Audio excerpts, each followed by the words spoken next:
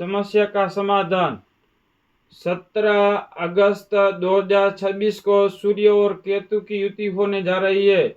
इन 5 राशियों को रहना होगा सावधान। पहली राशि है मेष। करियर में जल्दबाजी से बचे। धन के मामले में सोच समझ कर निर्णय ले। परिवार में वाद विवाद से बचे। दूसरी राशि कर्क। काम में तनाव बढ़ सकता है, इसलिए विशेष सावधानी रखें।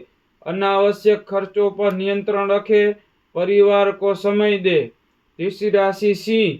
सूर्य आपकी राशि का स्वामी है, इसलिए विशेष सावधानी रखें। निवेश में जल्दबाजी न करें। परिवार में अहंकार से बचे। चौथी राशि है वृश्चिक। कार्य क्षेत्र में मतभेद से बचे। अचानक खर्च हो सकता है, रिश्तों में स्वयं रखें। पांचवी राशि है कुंभ। नौकरी और व्यापार में सोच समझकर कदम उठाए।